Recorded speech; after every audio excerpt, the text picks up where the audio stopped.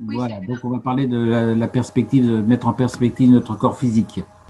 Donc on a vu que le neutron donnait un proton et un électron, sachant que le proton et l'électron sont quasiment à l'identique du neutron. Ce qu'on n'avait pas signalé jusqu'à présent, c'est que le neutron donne un proton, mais que le proton donne également un neutron. On en reparlera un petit peu plus tard d'ailleurs. Donc,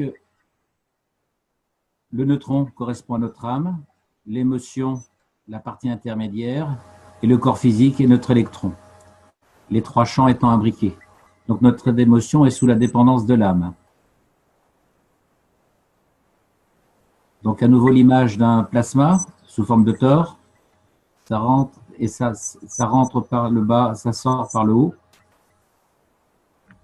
Notre corps et nous sommes un réacteur. Vous êtes le réacteur, un réacteur à gans avec de nombreuses formations en étoiles. On en a vu une avec les poumons, le cœur et le thymus et le diencéphale. Votre émotion est le champ primaire qui interagit entre la physicalité et l'âme. La physicalité ici, le centre émotionnel, le diencéphale et le thalamus, et la partie de l'âme. En utilisant d'autres réacteurs en tant qu'outils, tels que les magraves ou les mini-réacteurs, nous pouvons modifier les champs de nos corps, les émotions ou notre âme. La maladie est une intensité de champ qui ne devrait pas être présente dans le corps. Les virus et les cancers sont d'une grande intensité de champ qui ne devrait pas être présente non plus. La douleur est donc un blocage du flux de champ et ne permet pas que la guérison puisse avoir lieu. Nos émotions. L'émotion est donc le moteur de la plupart des maladies. L'émotion est en charge du corps physique. C'est le conduit ou l'intermédiaire entre la physicalité et l'âme. Donc l'âme est au-dessus, chapeaute l'émotion, et c'est elle ensuite, cette émotion, qui va dicter les informations au corps. L'émotion est donc comme un sens physique pour notre âme. Donc l'émotion est un détecteur physique au service de l'âme. La société dans son ensemble est dans une telle détresse émotionnelle qu'une grande quantité de nouvelles maladies sont donc rampantes. Nos pensées peuvent créer des maladies. Les intensités des champs émotionnels sont dans la bande passante du zinc. C'est pour ça qu'on emploie le zédéno. Le zinc a donc une intensité de champ de 65 et jusqu'à 54 à 83 isotopes. Les isotopes étant des zones de transition d'un élément, le zinc, 65, vers un élément suivant. Le gaz de zinc est donc essentiel pour toutes les applications, puisqu'il touche bien sûr les émotions. Concernant l'ARN, votre ARN contient l'historique de toutes les émotions de tous les ancêtres précédents. Votre ADN contient, quant à lui, l'enregistrement physique de votre ascendance. Donc votre ADN, c'est papa, maman, grand-père, arrière-grand-père, arrière-grand-mère, et ainsi de suite. Tandis que l'ARN, lui, est la mémoire de la phylogénèse de la construction des espèces. Donc dans l'ARN, vous avez la mémoire de la première cellule. Je crois que d'ailleurs, cette première cellule a été découverte en Afrique. Et donc, vous avez la cellule, les premiers l'amibe, les premiers invertébrés, les vers de terre, les grenouilles, les batraciens, et ensuite les serpents, jusqu'aux vertébrés, la vache, et jusqu'à l'homme. Donc l'ARN est vraiment la mémoire de la construction de ce que nous avons été. L'ensemble donne l'unicité émotionnelle et physique qui nous est propre. Maintenant, l'image de l'intensité des champs d'énergie, on l'a vu lors de l'atelier santé sur le tableau des éléments atomiques. Les éléments atomiques, on peut les représenter sous forme de spirale, et ce qui explique qu'on peut passer d'un certain élément jusqu'à un autre, et c'est ce qu'on appelle la transmutation de la matière, ou la transmutation du plasma. On passe d'un élément à un autre à travers cette échelle. Le corps humain et les interactions des champs. On nous dit que nous recevons tous nos besoins nutritionnels à partir des aliments que nous mangeons. Nous avons vu que l'alimentation sous forme de matière digestive, c'est à peu près 20%, alors que l'alimentation principale est de 80% par l'environnement, notamment la respiration. Donc en réalité, nous sommes plus que le corps physique. L'aura de notre corps est comme la magnétosphère de la Terre. Donc je vous rappelle que l'aura, on l'a vu également lors d'un atelier précédent, que c'est la résultante entre de ce que notre corps rejette et ne veut pas, et l'environnement extérieur qui vient nourrir notre corps. Et donc la résultante des deux se produit sous forme, à certains endroits, sous forme d'une bande passante lumineuse, visible pour certains. Donc je répète, 20% seulement des interactions de champ pour l'alimentation proviennent du système digestif.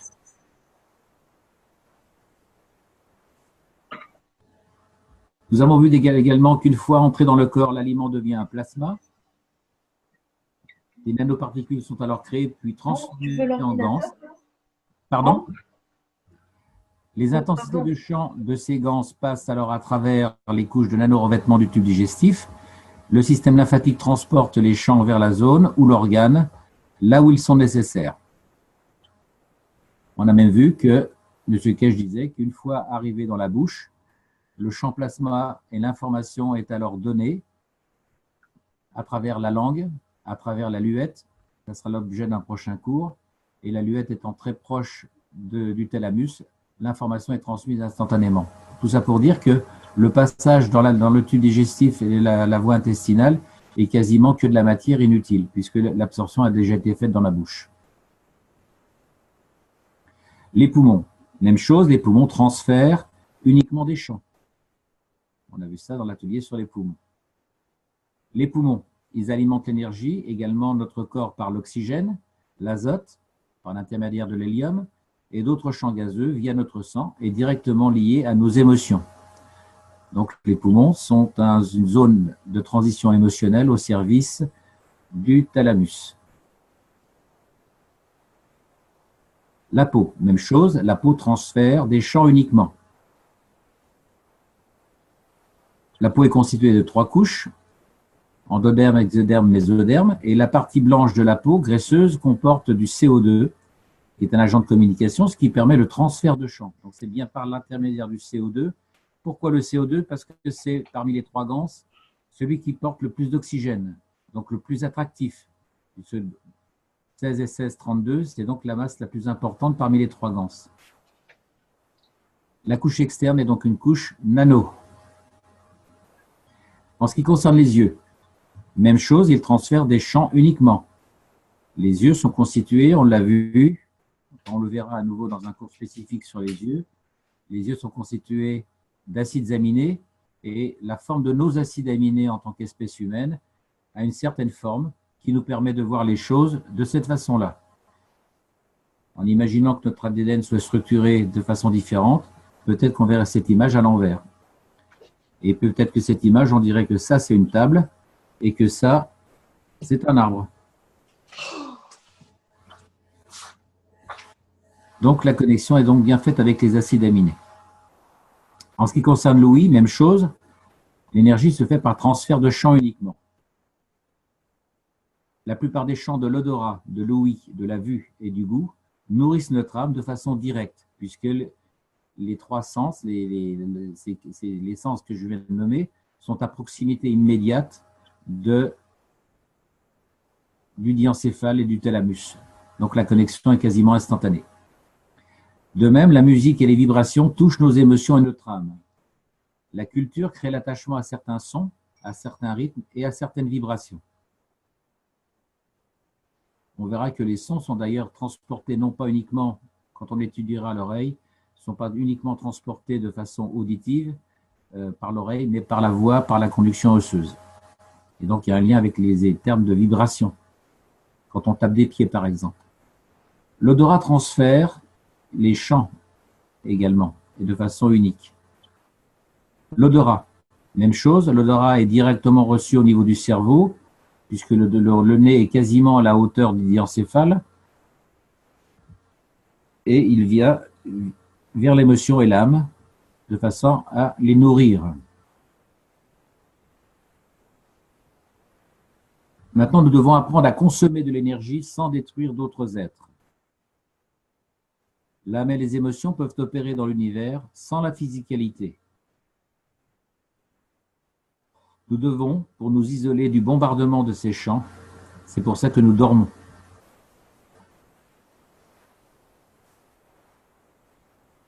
Nourrir nos émotions. Les interactions de champs avec notre environnement alimentent nos émotions et notre âme.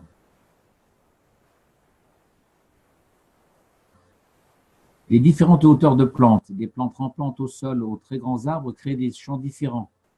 Les manifestations des différents arbres sont en fait les manifestations dans la matière de ces différents champs.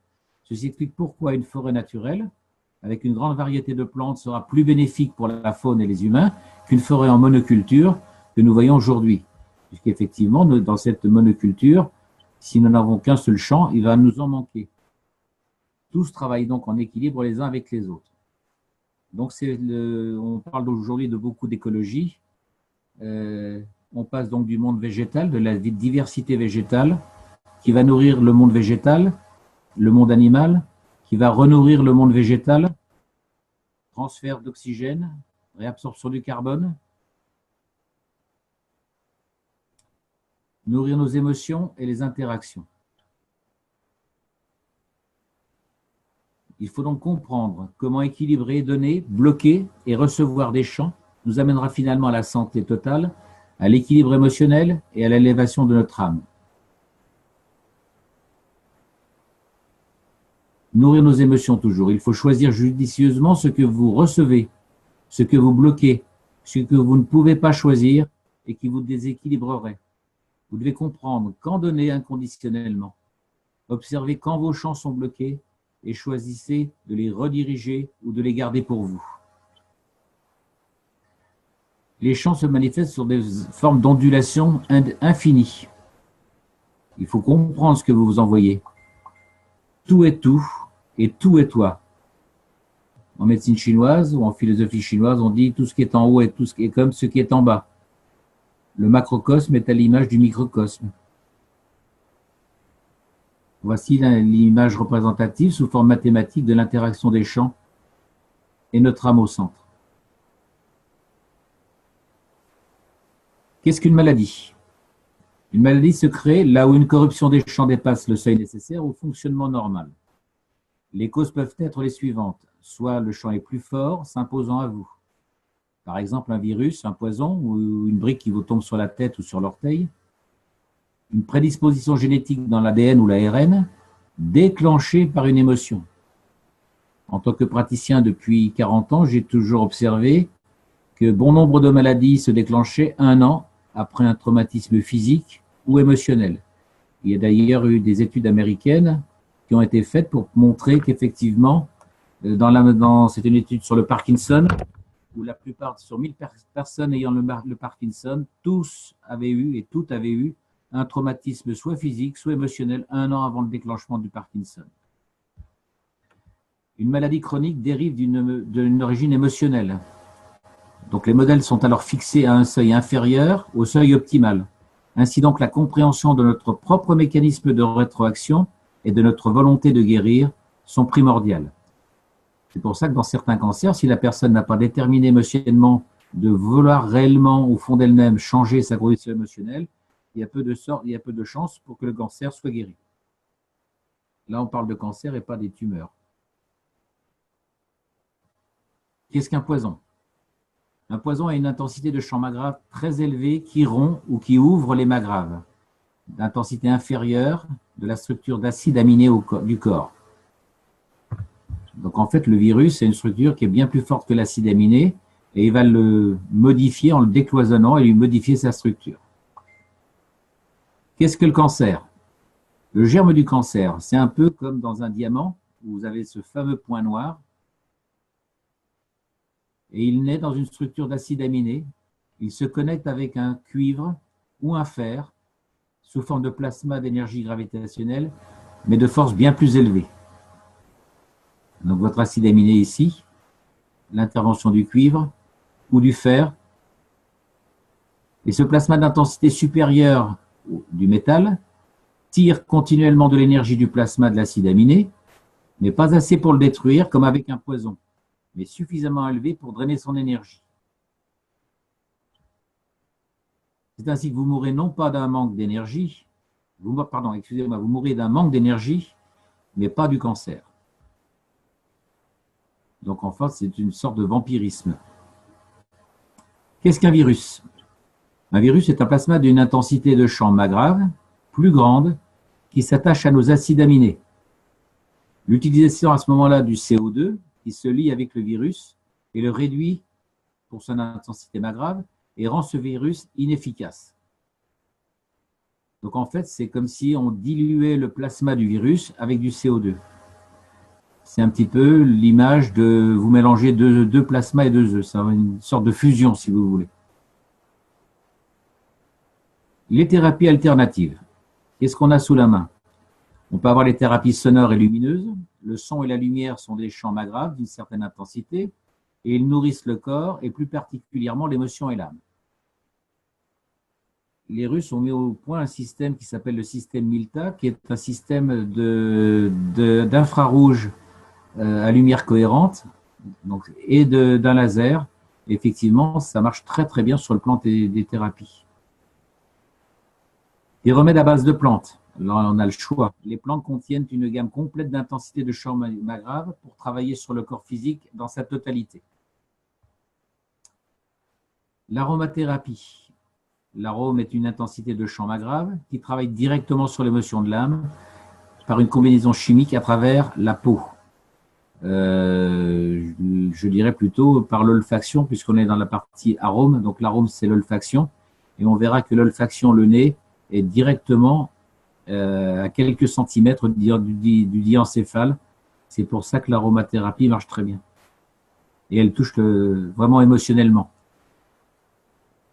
La thérapie par les cristaux. Les cristaux sont des champs plasmatiques capturés dans un état de matière. Ils projettent une certaine intensité de champ et amplifient d'autres. L'acupuncture, bien sûr, et la réflexologie.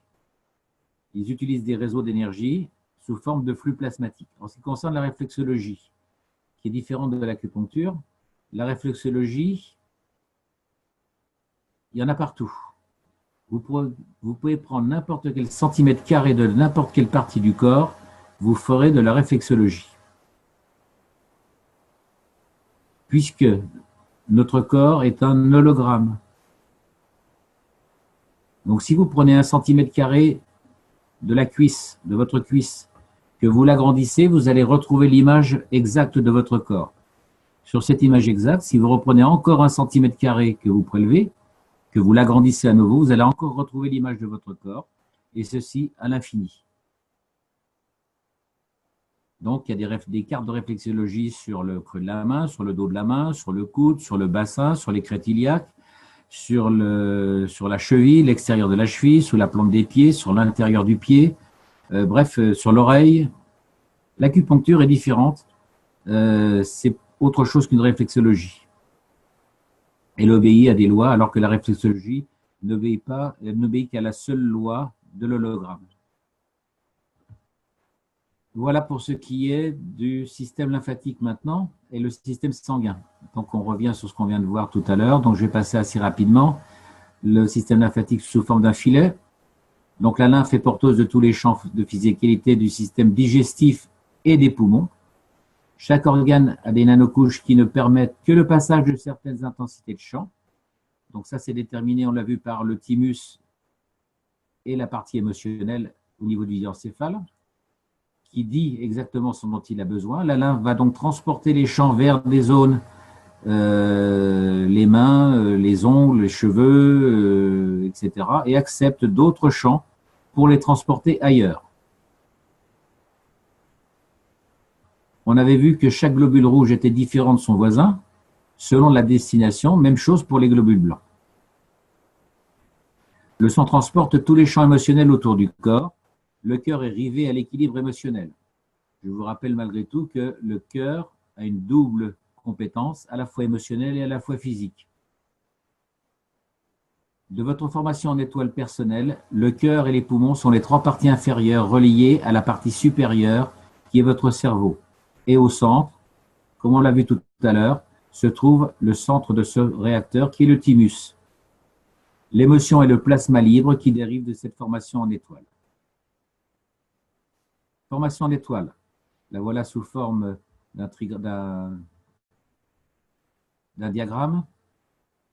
En ce qui concerne l'eau de pluie, la combinaison de l'azote et de l'eau crée une formation en étoile et un plasma libre en son centre.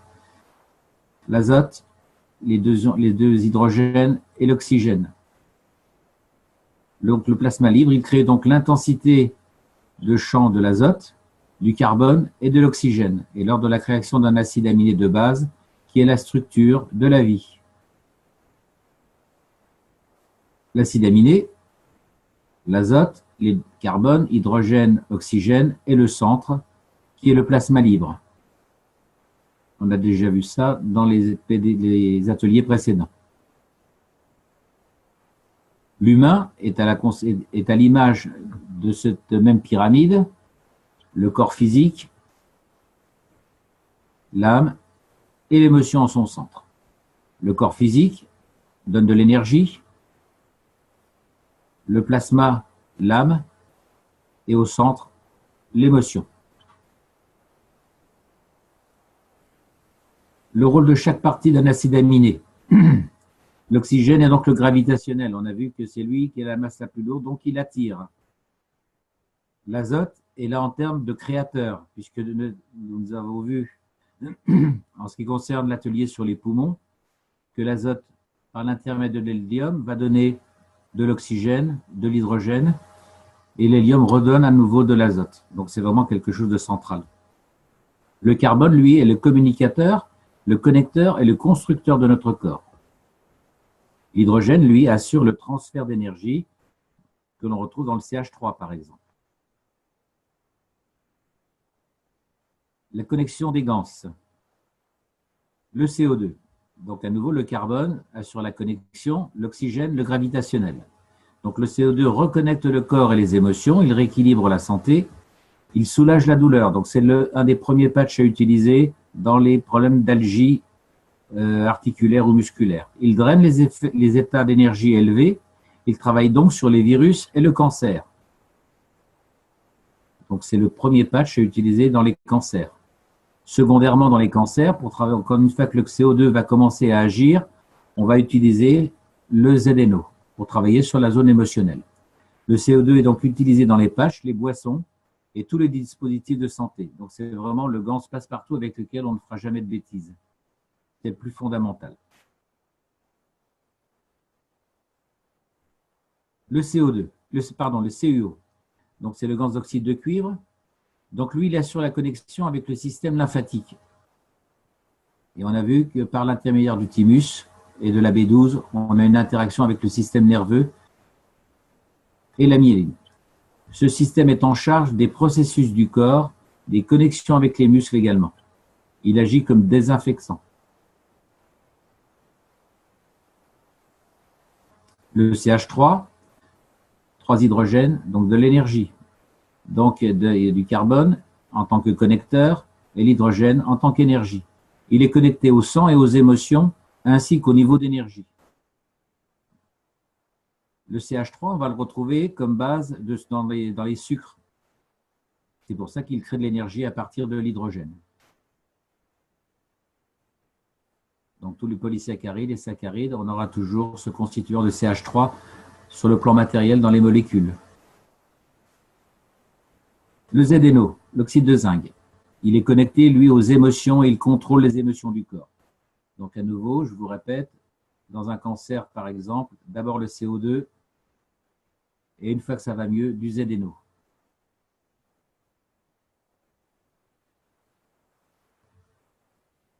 Le plasma doit franchir un certain seuil pour apporter l'équilibre.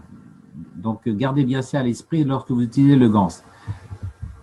Je ne sais pas si vous vous souvenez, pour certains, lorsqu'on a retransmis les expériences au niveau de Fukushima, ils se sont aperçus qu'ils mettaient une goutte, 2 gouttes, 3 gouttes de plasma, et puis il ne se passait rien. 1 minute, il ne se passait rien. 2 minutes, il n'y avait rien. 5 minutes, il n'y avait rien. Et puis à 5 minutes, 1 seconde, instantanément, le cancer avait disparu. Donc, il faut qu'il y ait un effet de seuil, soit en quantité, soit en temps, et d'un seul coup, le plasma agit. Donc, il peut y avoir un effet retard, mais quand il agit, c'est instantané. Et dans le cas du cancer, il n'y a pas de destruction cellulaire, mais il y a simplement retour à l'état normal de la cellule. La deuxième chose, c'est de comprendre quel plasma vous devez utiliser en fonction de ce que l'on vient d'étudier précédemment. Une cuillère à thé va encourager. Si vous prenez un verre ou un bain, vous allez imposer. Donc, il peut y avoir une sorte de refus.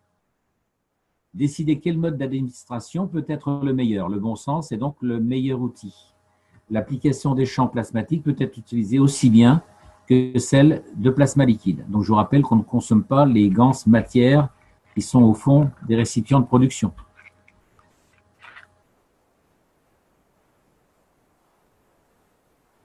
Alors, en ce qui concerne le plasma liquide, il y en a certains. Alors, normalement, c'est plasma liquide, le terme originel de M. Kesch, mais il y en a qui l'appellent l'eau de plasma, l'eau de ceci, l'eau de cela. En fait, c'est toujours l'eau qui surnage au-dessus du ganse matière.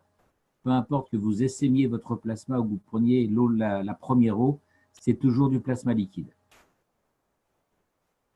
Maintenant, on va passer à des idées et applications du plasma liquide. Je pense que tout le monde se rappelle de cette fiche.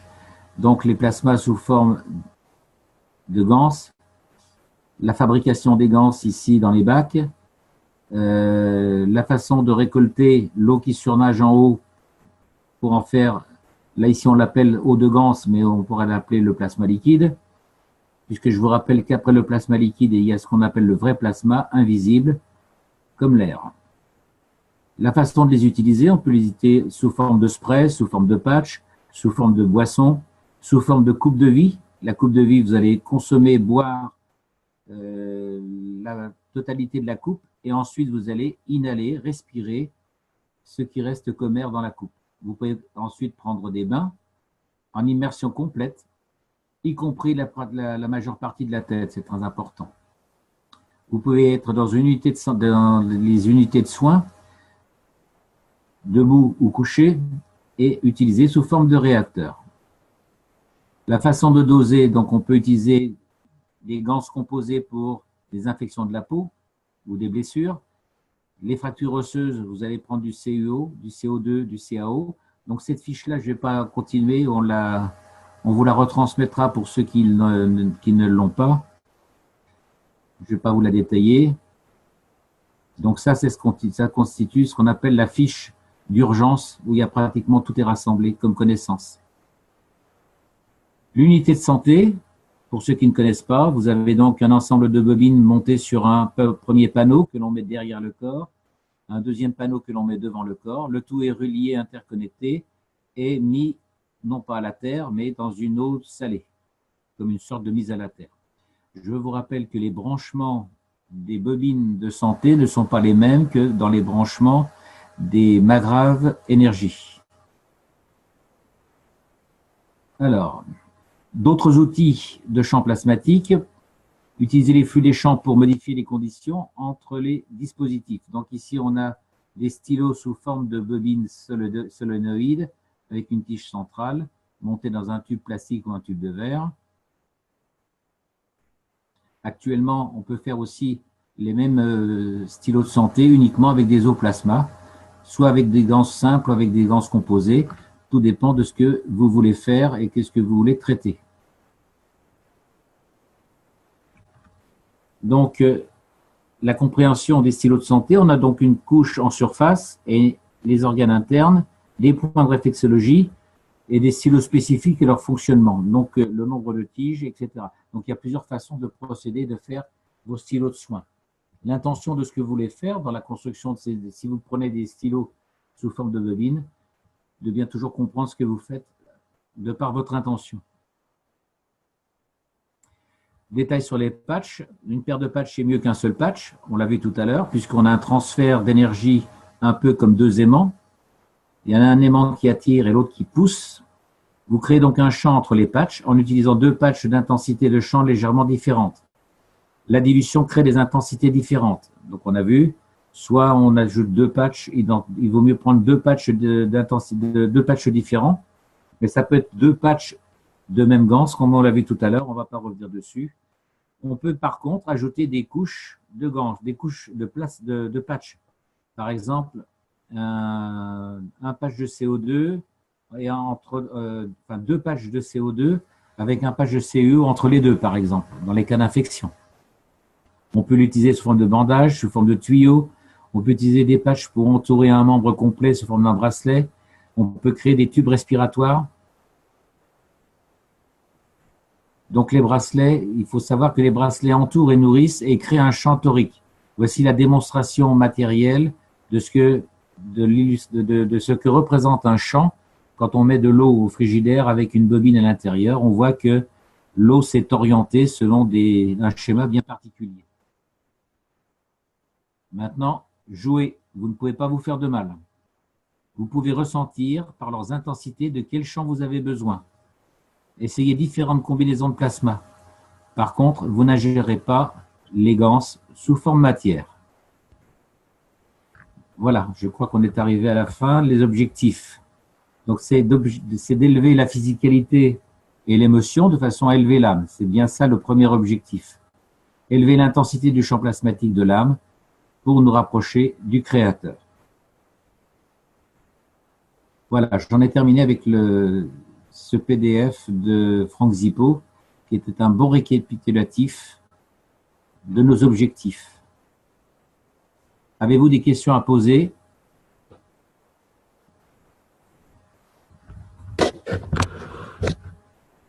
J'espère que je suis toujours en communication. Oui, oui, t'inquiète pas, t'as pas parlé dans le vide. Ouais, c'était chouette, merci Jean-Jacques.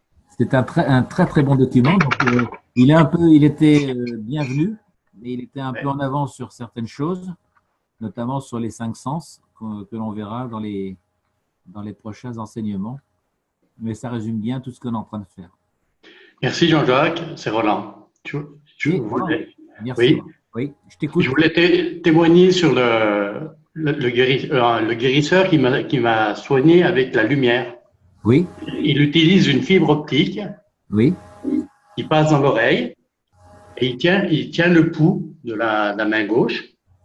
Et quand la fibre optique touche un point sensible, le pouls varie. Oui. Et après, il repasse la lumière directement dans la lampe avec des filtres différents. Oui. Voilà. Donc ça, j'ai eu le témoignage et c'est vraiment extraordinaire. C'est ce qu'on appelle l'auriculomédecine. Donc il y a 3 niveaux en auriculomédecine. Donc comme je fais de l'auriculomédecine, donc je connais bien. Donc on utilise 7 plages de fréquence. Donc il y a différentes façons de produire la fréquence lumineuse. Soit on prend une lumière blanche et puis on met un filtre devant, soit on produit la lumière avec un appareil spécial. Et en fonction des fréquences, on va s'adresser à 7 couches différentes au niveau de l'oreille. 7 couches, un peu comme si l'oreille avait 7 couches de peau. Et chaque couche de peau correspond à une planche particulière du corps humain. Et en fonction de la couche qui est déficiente, on va la traiter soit au niveau de l'oreille, soit au niveau de la périphérie du corps. En principe, on fait les deux. On traite à la fois l'oreille et on traite la périphérie du corps, sinon ça ne marche pas. L'auriculomédecine est assez complexe. Hein. Ça n'a rien à voir avec l'auriculothérapie tout court. Et il y a l'auriculothérapie en médecine chinoise qui est beaucoup plus simple, où on utilise une cartographie basique, mais qui marche bien aussi. Voilà. Mais dans des pathologies neurologiques, l'auriculothérapie chinoise ne marche pas. Il faut vraiment faire de l'auriculomédecine. Ok, merci. Explications complémentaires. Et là, super le document et de tout ce qu'on vient voir. Hein. Merci beaucoup. Oui, tout à fait. Merveilleux de ce qu'on est en train de vivre ce soir. Je voulais poser une question. Oui. Je bois du CO2 le matin et le soir et du ZNO le matin et le soir. Bon, on en avait déjà parlé avec Frédéric. Il n'y avait pas de danger de boire de l'eau plasmatique. Mais par contre, est-ce qu'on peut le boire à longueur d'année? Oui. Oui, sans problème. Merci. Avec le CO2 et le ZNO, vous ne ferez jamais de bêtises. Ok. Parce que je le donne aussi à ma petite fille. Alors, je veux quand même être prudente. Non, c'est le seul danger, entre guillemets, c'est si vous ne savez pas que vous avez un cancer débutant et que vous prenez du CH3, voilà, il risque de pas être content, votre cancer. Donc, mais à partir du moment où vous êtes en parfaite santé, qu'il n'y a pas de problème, le CO2 et ZNO, il va faire son travail, il va même faire un travail préventif, puisqu'il va, je dirais, il va rectifier votre zone émotionnelle. Oui, tout à fait. Merci. De rien. Mais ce n'est pas la peine de boire 3 litres de CO2 et 3 litres de ZNO. On vient de le voir tout à l'heure. Hein. Non, non, pas du tout. C'est Voilà. peut-être 30 millilitres ou un petit peu plus, un fond de verre, quoi. Oui, oui, oui. Bon, après, je dirais, c'est en fonction de ton, comment dire, de ton ressenti. J'allais dire, Oui. il faut mettre, si tu as envie de boire un verre, tu bois un verre. C'est en fonction de ta croyance et de ton ressenti. Hein, Le soir, je bois un petit peu plus de ZNO et puis je dors bien. bah oui, parce que le ZNO, effectivement, est un calmant. Tout à fait. Voilà. D'autres questions?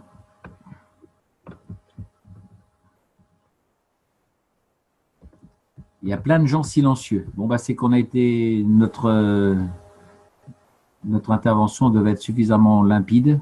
Donc,